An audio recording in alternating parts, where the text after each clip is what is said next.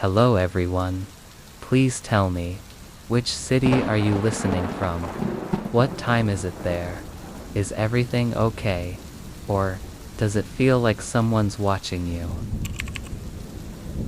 It started with an ad, a strange glitchy post on a job board I barely used. Any more willing participants needed for controlled sleep study.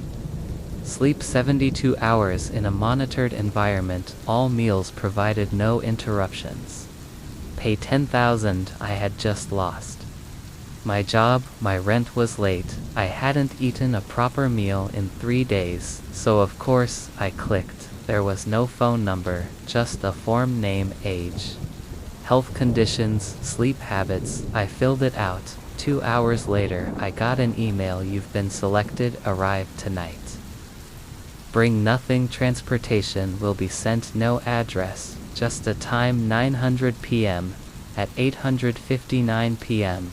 a black van pulled up outside my apartment. The driver didn't speak. He wore a white mask. I hesitate but got in.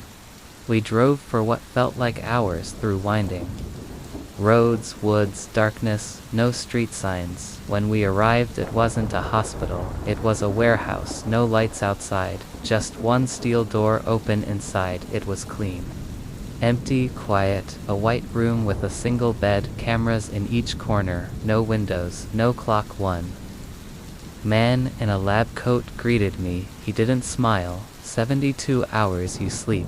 We monitor. If you wake up early, no pay. If you complete the full cycle, you leave with your money. I nodded. He handed me a drink. Tasteless cold sleep aid. He said the bed was comfortable. The lights dimmed and slowly I drifted off. I don't remember the first few hours, just fragments, dreams of deep oceans falling through black clouds. A room full of beds, each bed shaking. At some point, I became aware, not awake but not asleep either. Somewhere in between, I couldn't move, couldn't speak. I heard voices, not outside, inside my head. Haze, almost ready. Don't wake him yet. 3 more adjustments, then static buzzing, a sharp pain in my chest. I tried to scream, but my mouth wouldn't open. My body wasn't mine anymore. I woke up in the same bed, at least I thought I did, but the cameras were gone, the door was gone, everything was wrong.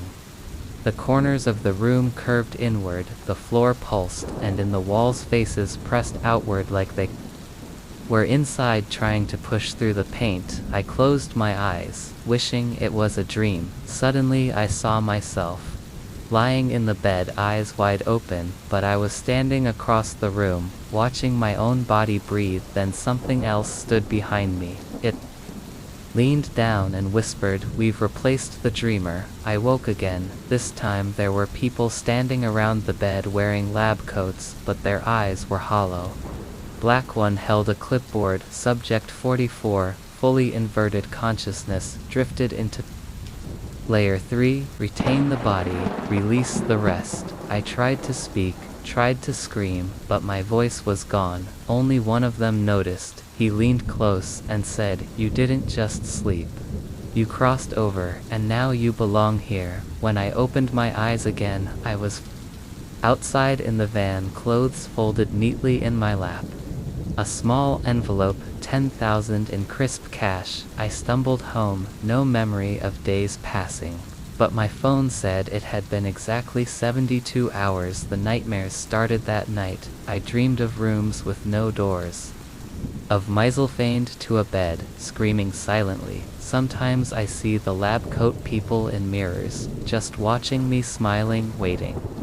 And then I noticed something worse. My reflection doesn't blink when I do sometimes. It doesn't move at all. Last night, it smiled before I did. The ad is gone now. The website titillated.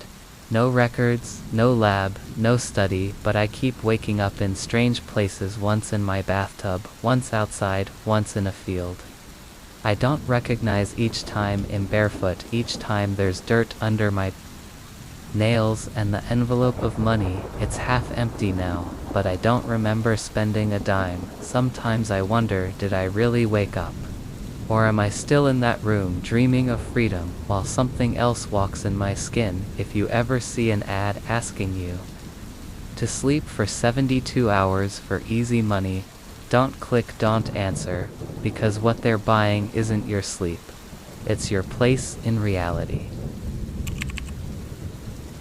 It started as a joke, a viral challenge, a dare stay awake for 7 days, no sleep, no naps, record your journey. See what happens. Thousands of people were trying it online. Some lasted 2 days, a few made it to 4, most gave up early, but the ones who claimed to finish, they never posted again, they just disappeared. Some said it was fake, others said it was a cover-up, but me, I thought it was fun. Just a test of willpower. I was 23, jobless, living in a dark apartment with blackout curtains and too much time on my hands. I figured I could stream the whole thing, maybe gain some followers, maybe even go viral. So I stocked up on energy drinks, coffee, cold showers. Day 1 was easy, just felt like a regular all-nighter. Day 2 I was groggy but excited. My hands shook a little, but my mind was sharp. Bring it on, I said to the camera, I'm going all the way. Day 3 the hallucinations began. Not full-blown, just shadows in the corners. I saw movement where there was none. Sometimes my own reflection would blink before I did. Sometimes the fans sounded like whispering. I told my viewers, it's part of the game. The brain plays tricks. I'm ready. They laughed. I laughed. It was still just a challenge. Then came day 4, and that's when I saw her. It was 2:14 a.m.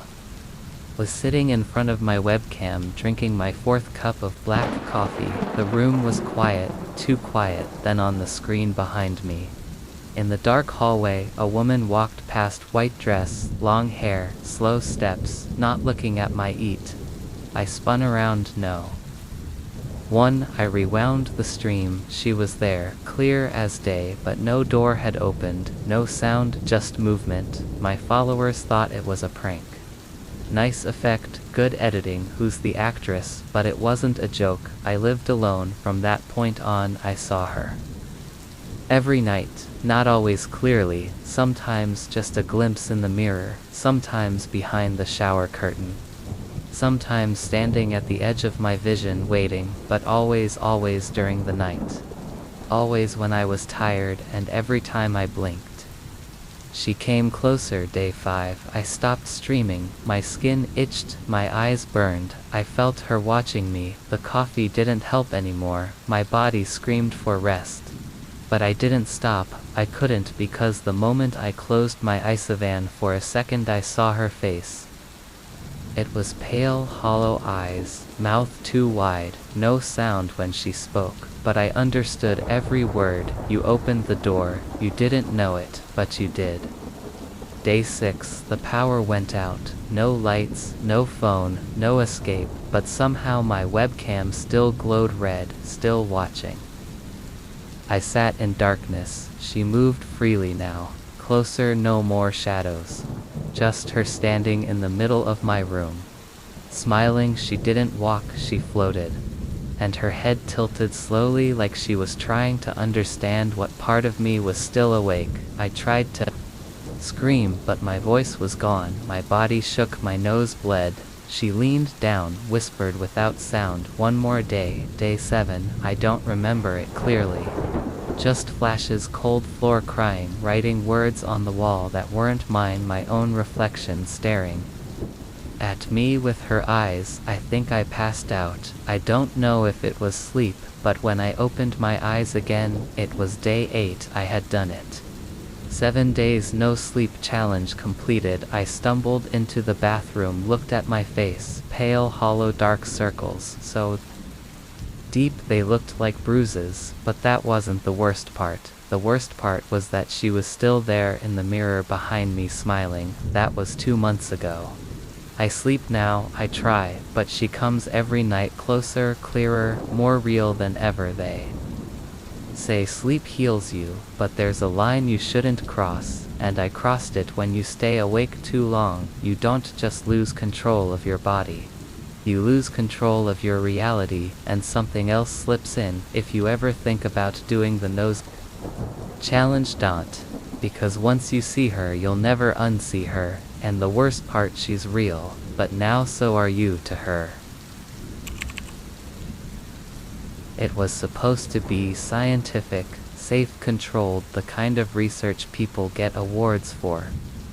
University-backed dream experiment, one that explored how the brain behaves during extended induced REM cycles, the goal to keep a person dreaming continuously for 100 hours, using a cocktail of sleep inducers, brainwave stabilizers, and sensory isolation. I was selected because of my calm temperament and lucid dreaming abilities. It was flattering, really. They called me a dream navigator. I was young, curious, and the paycheck was generous, but no one warned me that dreams have doors and some of them don't lock behind you. The room they put me in looked like something from a sci-fi movie, a sealed pod lined with memory foam monitors attached to my chest, and temples, IV lines delivering fluids, and compounds, headphones to block external noise. They gave me a countdown, well-induced sleep at 2200. Once the cycle begins, we won't interrupt it until 100 hours have passed. I asked, what if something goes wrong? They smiled. It's just dreaming. The sleep came fast, like falling through fog. No resistance, no transition. One blink and I was in the dream. At first it was beautiful, endless skies, floating islands, soft grass that glowed when I stepped. I could control everything, fly, breathe underwater, even summon people, but the longer I stayed, the less control I had. The world began to shift. The skies darkened, the people I created stopped smiling, they began whispering things I hadn't told them to you. Don't belong here, Hayes. Watching you, you shouldn't have stayed this long. Around the 30-hour mark, I tried to wake up. I forced myself to fall off cliffs, drown in water, scream, but I didn't wake up. Nothing worked. The dream kept going. By hour 50 I found myself in a city. I didn't build gray empty doors on every street, identical, unlabeled, but one door stood out, red, cracked, humming. People in the dream warned me not to touch it, but I was desperate and curious, so I opened it. Inside was a long hallway, endless walls pulsing like veins, and at the very end a mirror. When I looked into it, I didn't see myself, I saw something else. Tall, pale, featureless face. But with my eyes it stared at me, didn't blink, then it smiled. I turned to run, but the hallway was gone. I was in a void alone, until it spoke. You stayed too long. Now I know how to follow after that. I don't remember much clearly. Flashes of other dreamers' faces I'd never seen before, people screaming behind glass, a feeling like I was being pulled, unstitched from the inside out. When I finally woke up, I couldn't breathe. I ripped off the wires, stumbled out of the pod. The room was empty. No scientists, no staff, no windows, just me and the faint whisper of someone else breathing behind me. But when I turned, there was no one. Eventually someone found me days later. They said I had been screaming inside the sealed chamber, but the recordings showed I never moved, just laid there, eyes twitching, heart rate normal, but now am never alone. When I look in mirrors, I see two shadows. When I speak sometimes, another voice echoes under mine. My dreams are no longer mine, they're shared, infected sometimes. I see a red door in my sleep, just for a moment, and I know Hayes still on the other side. Knocking. They say the brain can't dream forever. They say sleep is a safe place, but they're wrong. Dreams are not a place. They're a dimension, and if you stay too long, you don't come back alone. It started as a joke. We were 6 friends on a summer camping trip deep in the woods, staying in an old wooden cabin. We rented off a strange listing online. It had no Wi-Fi, no phone signal, and barely any light bulbs that worked, but it was cheap and That's all we cared about. The first night passed quietly. We made a fire, told ghost stories, roasted marshmallows, and laughed like kids again. But then, on the second night, Daniel brought up the story. Did you guys hear about the top bunk in the last room? They say it's haunted. No one who sleeps there makes it through the night. We all groaned, thinking it was just another one of his stories, but he insisted. He said he'd read reviews online before the listing was taken down. People left strange comments like, "Don't touch the top bunk, it breathes." I woke up on the floor, but I never moved. We laughed it off. But then, like idiots, we decided to dare someone to sleep there, and of course I said yes. The bunk was in the farthest room, room 6. The door creaked when I pushed it open. The air smelled musty. The bunk beds were old metal frames with peeling paint and thin mattresses. The top bunk's sheet was still tucked in like it had been waiting. Everyone came in with flashlights hyping it up. They dared me to sleep the whole night. No lights, no phone, just me and the haunted bunk. I laughed. Easy. They left. I climbed up, and for a while it was fine. Midnight, I lay there staring at the ceiling, listening to the sounds of the woods wind. Leaves, a distant owl, then something strange breathing, not mine, slow, deep, too close, like someone was underneath me, on the bottom bunk. I peeked over the edge. No one. I told myself it was my imagination, but the breathing didn't stop. Around 1:30 a.m. I heard the sound of the bottom bunk creaking, not from the wind, not from me moving. It creaked like someone had just sat down, then it moved again. Like someone was climbing up. I held my breath. I waited for someone to poke their head up, but no one did. Still, I felt weight shift on the mattress beneath me. I whispered, "Guys, not funny." No answer. I reached over the side and snapped on my flashlight. Nothing. Bottom bunk empty, but the pillow had an indent like a head had just been resting on it. I decided to get down and leave, but when I tried to move I couldn't. My body was stuck like something was pressing down on me.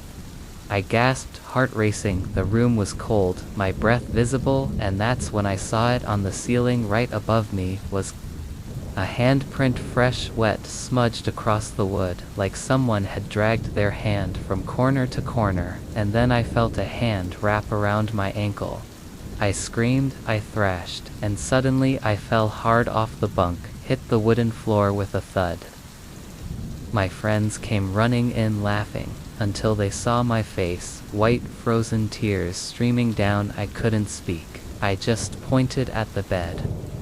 They looked and stopped smiling because the top bunk sheet, which had been flat moments ago, was now folded. Like someone had just gotten out. We left the room. No one ever slept in there again, but something followed me home for weeks. I couldn't sleep. I'd wake up in the middle of the night with my leg hanging off the bed, someone always tugging at mirrors. Fogged up in my bathroom, even with no hot water running. Every time the same message would appear, "Come back to the bunk." Last week, I got a letter in the mail. No return address, just one sentence: "You only made it out because it let you. Now I sleep on the floor." No beds, no bunks, no chances, because whatever was in that top bunk still wants me back. It was supposed to be harmless, just a stupid internet trend, the 333 AM challenge, also known as the Devil's Minute. The idea was simple: wake up at exactly 333 AM, light a single candle, stand in front of a mirror, say, "I invite you in" 3 times. Wait, and supposedly something would answer. People online claimed it was fake. Others swore they saw shadows, whispers, figures behind the glass. One guy said his lights never turned off the same way again, but me, I was just bored. It happened on a Saturday. I was home alone. My roommates had gone to a wedding. I had the apartment to myself, and I thought, why not? If anything, I could post it for laughs. A funny reel, a spooky TikTok, maybe even go viral. I set an alarm for 3:30 AM, placed a white Candle in front of the bathroom mirror lit, it darkened everything else. The clock on my phone hit 333.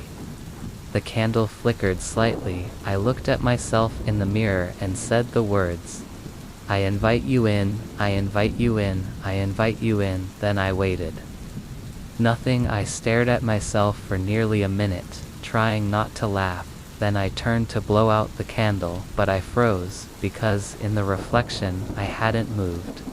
My real body had turned, but my reflection still staring at me, expressionless, still holding the candle. And then it smiled. I stumbled back, slamming into the wall. The candle blew out on its own. The room went black. I fumbled for the light switch, heart racing. When the lights came on, my reflection was normal, matching me again, mouth closed. Candle out. I tried to convince myself I imagined it. Maybe I was still half asleep. Maybe my eyes were playing tricks, but I didn't go back to bed. I sat on the couch watching the time crawl by. The next night things got worse. At 3:33 a.m. exactly, my bedroom light flickered on by itself, then off, then on again. I checked the switch, untouched my phone, lit up with a message. No name, just a blank sender. "Why did you call me?" I didn't reply. I couldn't. The screen went black again, even though my phone was still charged. Night after night, it escalated. ID here, breathing behind me. In the mirror, find wet footprints in the hallway. My toothbrush would be moved. The closet door, always left ajar, would be wide open at exactly 333 every time. One night, I saw someone sitting on the end of my bed, not moving, just watching, but when I blinked, they were gone. I tried cleansing rituals. Sage salt. I even smashed the candle and deleted all my videos, but it was too late, because I had said the words, and now something had accepted the invitation. One night, my reflection didn't come back. I stared at the mirror, heart pounding. I waved nothing. I tilted my head. The mirror stayed still. And then slowly the reflection leaned forward, not matching me at all, and whispered, "I'm on this side. Now your turn." Then it climbed out. I screamed, fell backward. When I looked up, no one was there. Just the empty mirror, but I swear I heard footsteps in the hallway, mine walking away. Now I don't cast reflections anymore. Mirrors show nothing. Windows, shiny pans, sunglasses, all blank. But sometimes I still see him, the one who climbed out, living my life, taking my place, laughing with my friends, going to my job, sleeping in my bed, and I'm still stuck here behind the glass, trapped in the place he came from, watching, waiting for someone else to say those words so I can finally whisper back, "I accept." It wasn't supposed to be scary, just a late-night dare among friends. We were 5 teenagers, bored and restless during a long summer break. One of us, Jamie, had heard about the old church graveyard at the edge of town, said to be haunted by those buried in unmarked graves. The challenge: sleep there one night alone. No phones, no flashlights, no contact, just you, your sleeping bag, and the dead. Of course no one actually wanted to do it, so we made it a bet. Whoever did it would win $500. I needed the money desperately, so I agreed, laughed it off in front of them, though my stomach was tight. It's just a bunch of stones and bones. What's the worst that could happen? They dropped me off at 11:45 p.m. By midnight, I was unrolling my sleeping bag near an old crumbling headstone. The night was quiet at first, too quiet. No crickets, no wind, not even leaves rustling, just still air and distant stars. I lay down, pulling my hoodie tight, and stared at the sky. The graveyard smelled like wet soil and forgotten time. I told myself I could survive anything for one night, but as I started to drift off, I heard it, a shovel, metal on earth, scrape, pause, scrape. Somewhere nearby. I sat up fast, looked around. Nothing, just graves and darkness. Then a whisper, low and cracked, still warm, not for long. I froze. The sound came from behind a large oak tree, near the older graves. I stood shaking, but there was no one there. The whisper had stopped. I told myself. I imagined it, maybe wind, maybe animals, so I climbed back into the sleeping bag and forced my eyes shut. That's when I dreamed, but it didn't feel like a dream. I was standing in the same graveyard, only it was daytime. Fresh flowers lay on every grave. Except one. One grave was open, freshly dug, and beside it stood a woman in black, her face covered by a veil. She turned to me slowly and whispered, "It's your turn." I woke up gasping, covered in sweat only. I wasn't lying on grass anymore. I was on wood, narrow, tight, and it was dark completely. I couldn't move. My arms, my chest pressed tight. Something was over my face. I screamed, but the sound was muffled. Then I realized where I was. A coffin. I kicked, slammed, cried. No one answered. The air was thick, hard to breathe. My body screamed for oxygen. Then I heard the voice again, right above me, calm, cheerful. "Told you not to sleep here." A soft knock on the coffin lid. Then dirt started falling. I was being buried alive. My lungs burned, my throat tore. I kicked harder, wood cracked, light flooded in, and then I sat up back in the graveyard, still in my sleeping bag, breathing like I'd run for miles. It was morning, birds were chirping, the sun had risen, and in front of me was a freshly dug hole, not deep, just enough for a body, and beside it a shovel covered in dirt. My friends returned at 8 a.m. to pick me up. They laughed, cheered, said I won, but I didn't speak. Not about the voice, not about the dream, not about the open grave.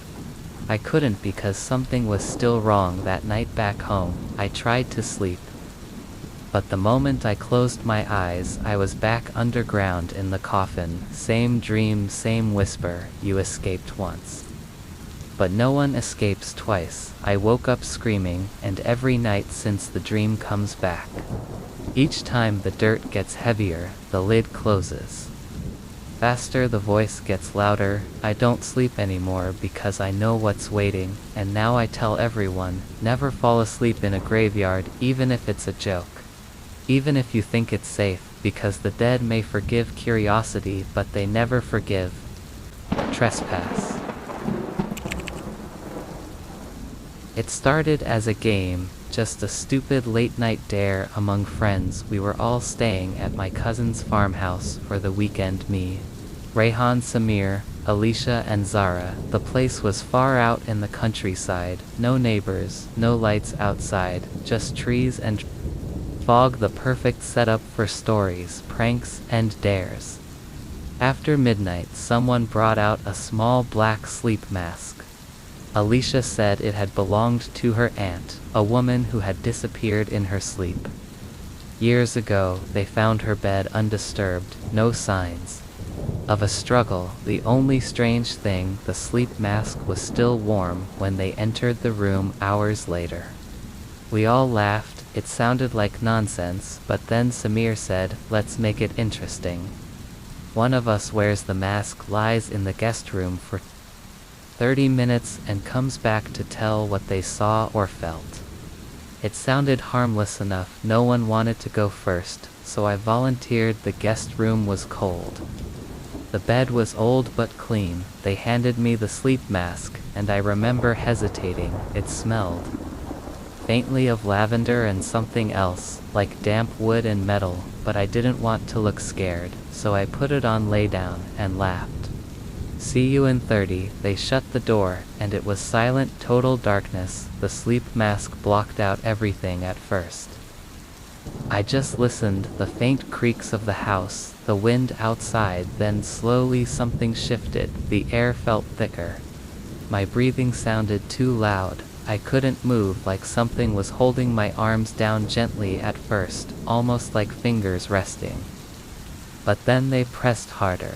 I tried to call out, my lips moved, but no sound came, and then I heard it, a voice close to my left ear, cold and breathless. Don't move. My heart stopped. The pressure on my arms grew stronger, then something gripped my leg tight, another voice deeper, closer. Don't open your eyes, but I couldn't open them even if I wanted to. The mask wouldn't come off. I heard the bed groan, but I wasn't moving. Something else was. I felt weight shift beside me. Someone climbed onto the bed, not fast, slow, deliberate. The mattress dipped a breath, hovered above my face, and then I felt nails, long, thin, scraping down my neck. I jerked violently. Nothing. My body wouldn't respond. Then I felt the nails dig in pain, real pain. I gasped. My body twitched and suddenly I could move again. I tore the mask off, sat up screaming. The room was empty. My friends burst in laughing at first. Then they saw me, my neck, my arms, my legs covered in bruises, long finger-shaped marks. One looked like a handprint with 6 fingers. No one said anything for a moment. Then Zara whispered, "You lasted 4 minutes." I didn't believe them at first, but when I checked the time, only 12:04 a.m., it had felt like hours, days even, and every time I close my eyes now, I feel them, the fingers, the weight on the bed, the whispers. I threw the mask away the next morning, but it returned folded neatly on my pillow. Every night. I haven't slept in 3 days, because when I do, they come back, and they're not just touching me anymore.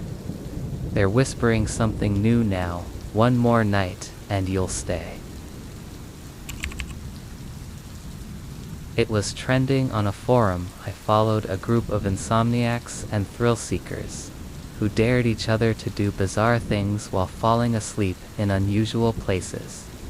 Some people tried sleeping in abandoned houses, others in graveyards, or in complete isolation. The challenge was simple: sleep alone, in a locked room, for 7 nights. Cameras on, no distractions, no electronics, no clocks, just you and your mind. The idea was to see what sleep does to you when you're truly alone. No lights, no sounds, no way to track time. The rules seemed easy, and I needed the money they were offering to successful subjects, so I agreed. They provided the location: a small, rented flat, almost empty, just a mattress, a bedside table, and a mounted camera in the corner. I had to bring only essentials. They gave me food for a week, and took my phone. The door was locked from the outside every night. At 9 p.m. unlocked. At 9 a.m. night 1 was calm, boring even. I laid there in total silence, staring into darkness, trying to relax. Occasionally I'd hear creaks with shifting distant pipes, but nothing alarming. Eventually I drifted off. I dreamt of waves. Calm ones, that was it. Night 2 I noticed something strange. Right before I fell asleep, I thought I heard whispers, very faint, like 2 people arguing outside the room. When I got up to check the door, nothing, complete silence. I reminded myself, old flat, bad insulation, maybe neighbors, but it left me uneasy. Night 3 it got worse. The whispers came again, but clearer. Right next to my bed. I sat up suddenly, staring into the dark. No one was there, but I could feel it. Someone was watching me. Not through the camera, not from outside, from inside the room. Night, for I asked the guy monitoring me, head visit once a day to bring food and check logs. Does the camera record everything? He nodded. Every second. Why? I didn't answer. I didn't want him thinking I was paranoid. But I asked to see the tapes the next morning. He refused, said it was against protocol. That's when I really started to worry. Night 5. I couldn't sleep at all. I kept seeing shapes in the dark, like shadows moving against the far wall, even though the lights were out and there was no window. And when I finally dozed off, I had the most vivid nightmare. I was in the same room, but someone else was in bed with me. I couldn't see their face. Just long hair, thin fingers, and the soft sound of breathing, not mine. I woke up drenched in sweat. The air smelled like mold and rust. But the worst part, the camera Light was off, it was supposed to stay on 247. Night 6, I didn't even try to sleep, I sat against the wall all night, staring at the dark. Around 3 a.m., I don't know how I knew the time the door rattled like someone tried the handle from the inside, but I hadn't moved, and then I heard footsteps walking across the floor slowly right past me. I held my breath. They stopped in front of the bed, then the mattress sank like someone sat down, but when I reached for the light and flicked it on, nothing was there. The mattress had an indent, a fresh one. The camera light turned back on. Morning came, and I begged the staff to let me check the recording.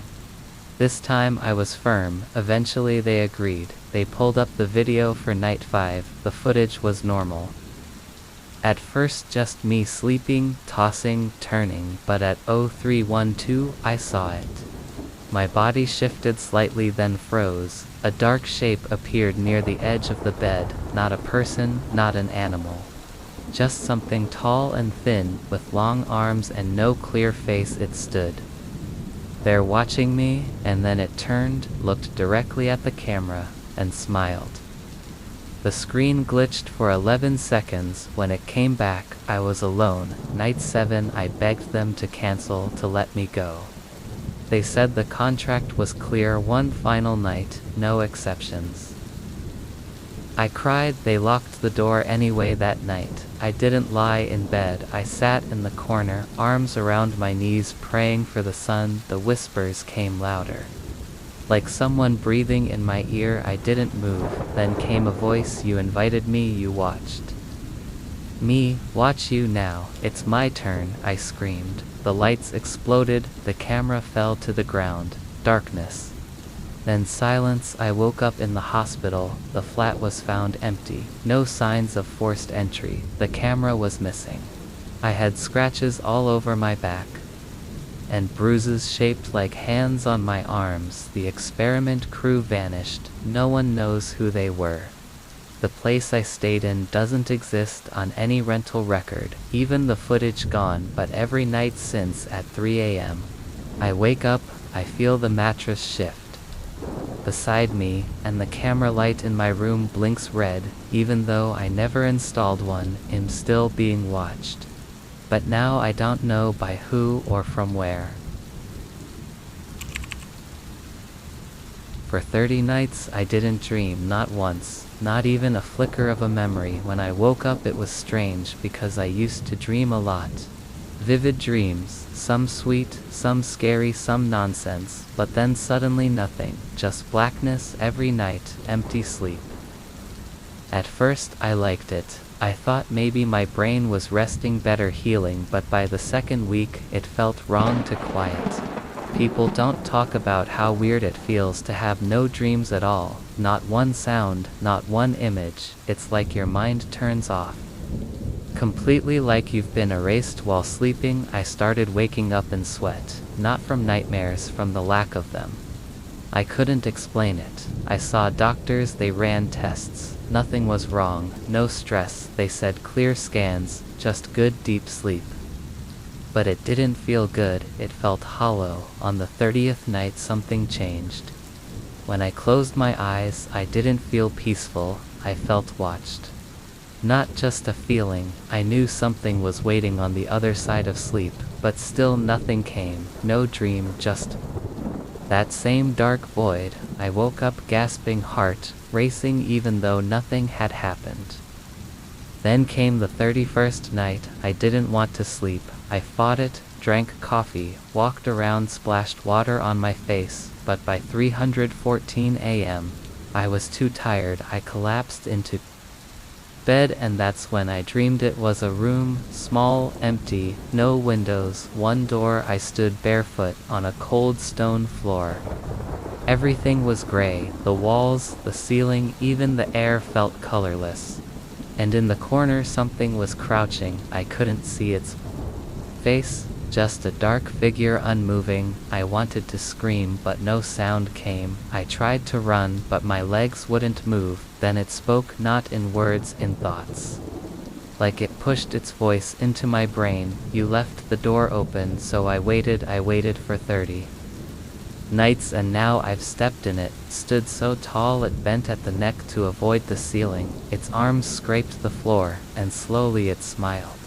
A mouth too wide, too sharp, too wrong. Then it walked toward me, not fast, not slow, just steady, and as it came closer, the dream fell apart like a broken signal. The room cracked like glass.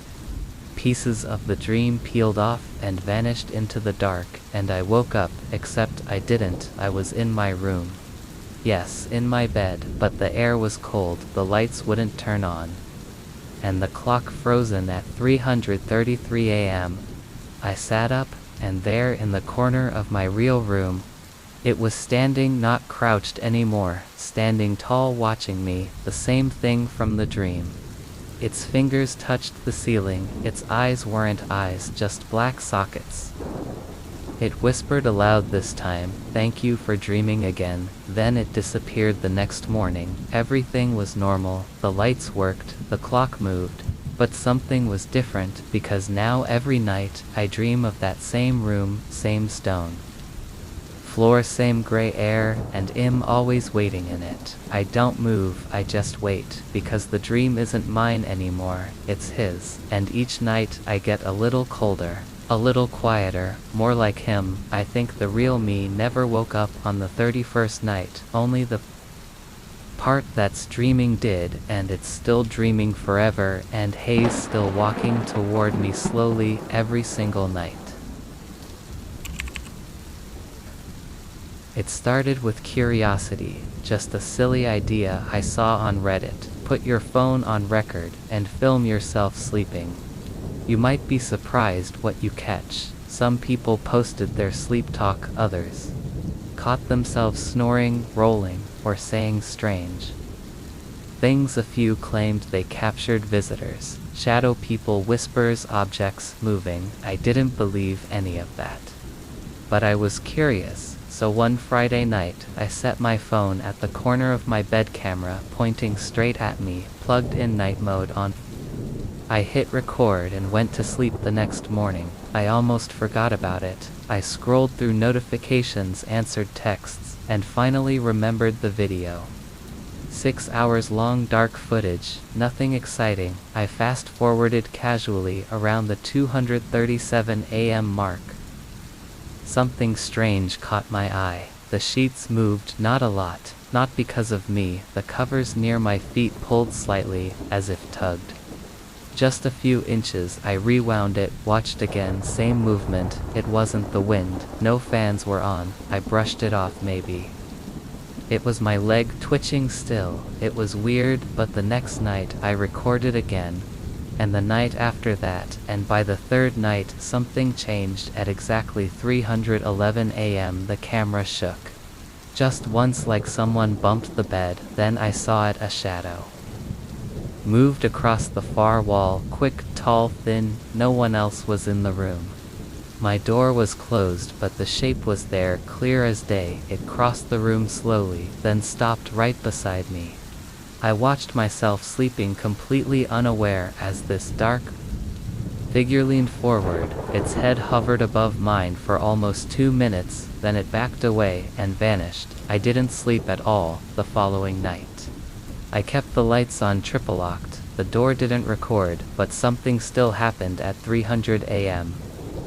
My closet creaked open on its own. I stared at it for nearly 10 minutes. I didn't move, didn't breathe.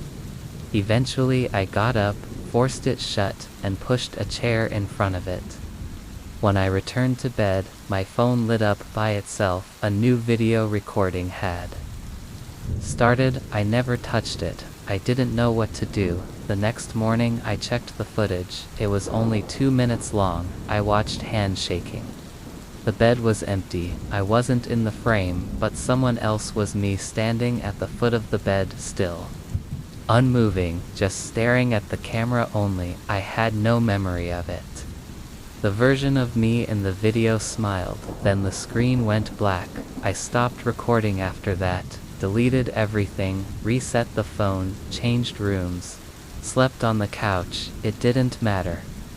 Because 2 nights later my phone recorded again by itself. This time there was no video, just audio, one file. 45 seconds long. I pressed play, and I heard my voice breathy, whispering. But I was asleep.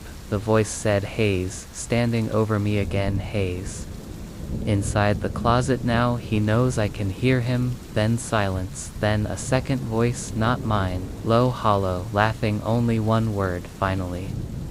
I threw the phone out the window, but it didn't stop. The next night I woke up with the camera app open, recording.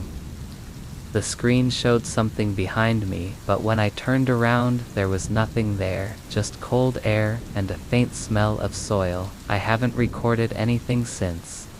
But now sometimes I hear things in my sleep, faint whispers, heavy breathing, and once I woke up to find my phone on my chest recording again. The screen was black, but the timer was still running, and faintly through the speaker I heard my own voice repeating something over and over, "Record yourself sleeping once, that's all it takes."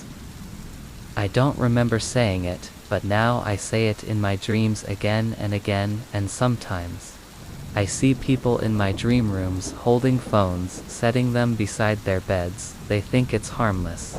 I try to warn them, but I can't speak because I'm not me anymore, just a whisper behind their closet doors, waiting for 300 a.m. The first knock came at 2:44 a.m. I thought I imagined it.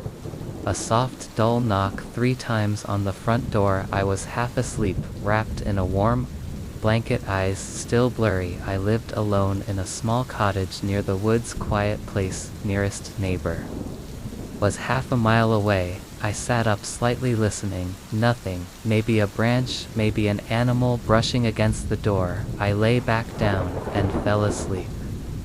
The next night the knock came again, same time, 2:44 a.m., same rhythm, knock, knock, knock. I was fully awake. This time I grabbed my phone, checked the camera at the front door.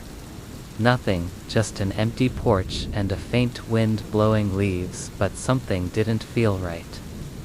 The air in the room had changed. It felt heavier, as if someone had opened a door to a different kind of cold. Still, I went back to sleep. Night 3 is when it started whispering. I didn't get up this time. I didn't need to, because the knock wasn't on the front door anymore. It was on my bedroom door, same rhythm, knock, knock, knock, and then came the whisper, faint but sharp, "Don't wake up." I froze. I hadn't moved, hadn't made a sound, but it knew I was awake. The whisper returned, "Stay asleep, stay asleep, stay asleep." I closed my eyes, holding my breath. Eventually it faded. When I opened my eyes again, the room was empty. I told myself it was a dream, that I was tired, but that didn't explain why the bedroom door had a handprint. Long fingers, too long, pressed right in the center of the wood. The next day, I stayed up researching sleep phenomena, night terrors, hallucinations, lucid dreaming, everything. I even visited a local priest. He didn't laugh, he just asked one question. "Have you opened the door?" I shook my head. He nodded solemnly. "Good. If you hear it again, don't wake, no matter what night." For I tried to stay awake, but no matter what I did, coffee, cold water, pinching myself, I eventually dozed off, and right on time, 2:44 a.m. Knock, knock, knock. This time, the knock was right beside my bed, not on a door, not on a wall, on the floorboards, as if something beneath was knocking from inside the house. I clenched my eyes shut. Then a whisper, "You're awake again," one more time, and I enter the next morning. The bed had moved slightly, scraped 2 inches away from the wall. I never touched it. That was the moment I realized this wasn't a ghost, it wasn't a dream, this was a rule, a boundary. As long as I stayed asleep, it couldn't get in, but the moment I woke up, I was seen, counted 1, 2, 3. I bought sleeping pills that day. the strongest I could find, made tea with crushed tablets, locked every door and window, and swallowed every drop. Night 5, I slept like stone. No knock, no whisper, no movement. I thought maybe it had passed, maybe I broke the pattern, but on night 6, I woke up suddenly, 2:43 a.m., 1 minute early, not from a sound. Not from a dream, from a touch, a cold hand on my foot. I jerked up, the room was dark, and then came the knock inside my head.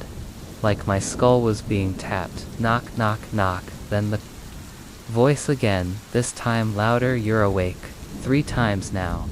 I enter tonight. I screamed. Lights on, door open. I ran outside, barefoot, into the cold.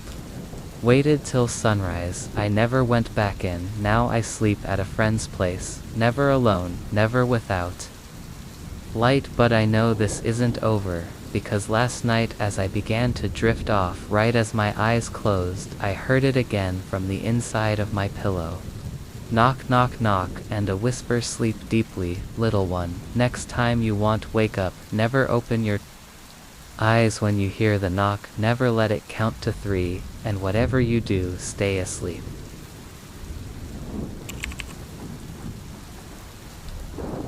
We were 5 friends, same school, same neighborhood, same obsession with dares.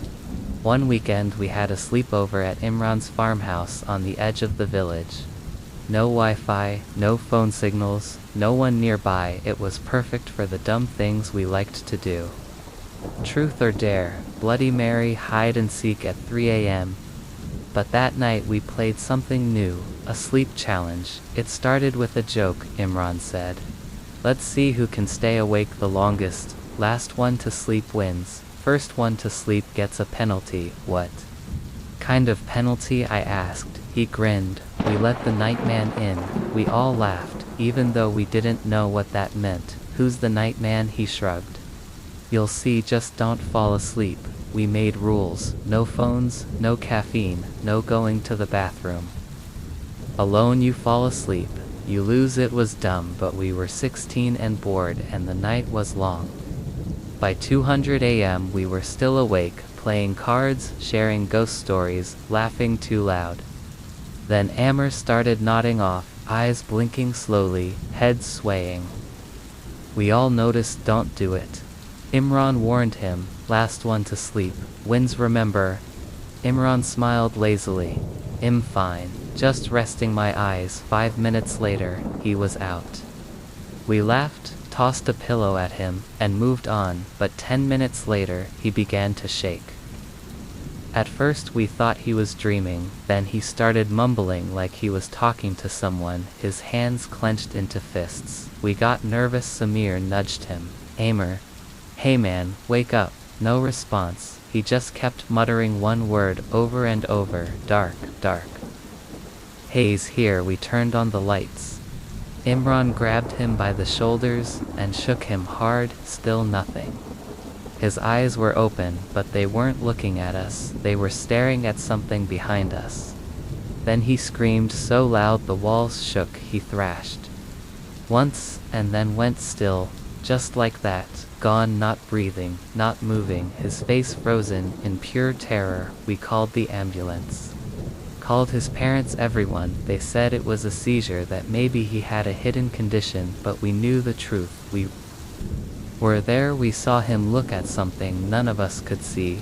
The 4 of us never spoke of it again until 6 months later Ali messaged us. I haven't been sleeping. Every time I close my eyes, I see him, Amr, and something behind him, tall, black. No face. Haze coming closer. Each time I think next. That was the last message we got. He was found dead in his room, sitting up, eyes wide open, hands clenched like Amr's. And one more thing, his mirror had 3 finger marks on it, like something reached through. Now there's only 3 of us, Imran, Samir and me. We tried to move on, pretend it was coincidence, trauma, but last week Samir called me crying Haze in my dreams. Now I never see his face, just the outline. He watches me closer each time. I begged him not to sleep. He said he wouldn't, but he did. and he never woke up. That leaves just Imran and me to left, still awake. Still remembering that stupid game, last one to sleep loses, that's what Imran said, but I think he got it wrong. The last one awake becomes the next host, the next door. I haven't slept in 3 days, I feel him getting closer in the shadows, in the silence. Haze waiting for me to blink, to doze off, just for 1 second, then hell take me too. So if you're reading this, don't play the game, and if you already have, don't sleep, not tonight, not ever.